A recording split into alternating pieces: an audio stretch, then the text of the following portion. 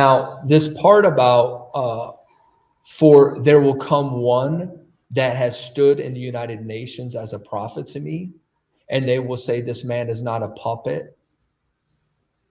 We cannot pay him to do what he is told.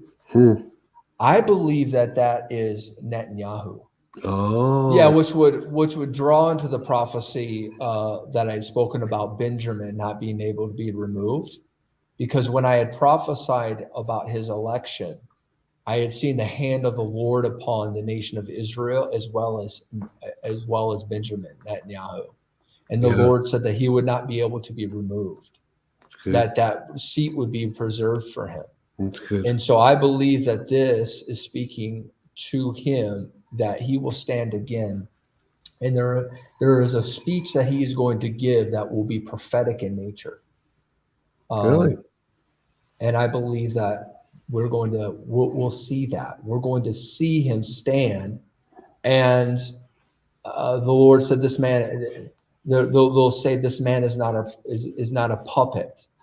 We can't pay him to do what he's told. How were we unable to remove him, make him silent? For he goes against that which we want to achieve. I say he is not a politician, but my prophet. Wow. I have sent him as one crying in the wilderness. Talking of Israel and the conflict, that is now the Prime Minister of Israel, Benjamin Netanyahu, about to address the General Assembly. Let's listen in. Ladies and gentlemen, order.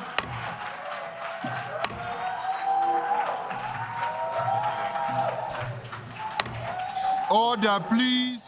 What we're seeing, ladies and gentlemen, a lot of people walking out of the General Assembly, and the moment in which Benjamin Netanyahu walked in to address to give his address, perhaps a sign, a bit of taking of the temperature as to how that session of the world body feels about his presence right now.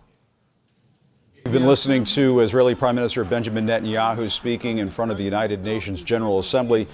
Not the entirety of the General Assembly, as many of those delegates walked out at the beginning of this very fiery speech from the Israeli Prime Minister. At one point, he referred to the United Nations as an anti-Semitic swamp, and he said the real war criminals are in Iran, Gaza, and Lebanon. So some very fiery words. This was a defiant speech. He was speaking to a largely empty chamber. It was empty-ish before he got there. And then, as you noted, there were a couple of walkouts, including, according to our teams inside, from Malaysia, Indonesia, and Iran.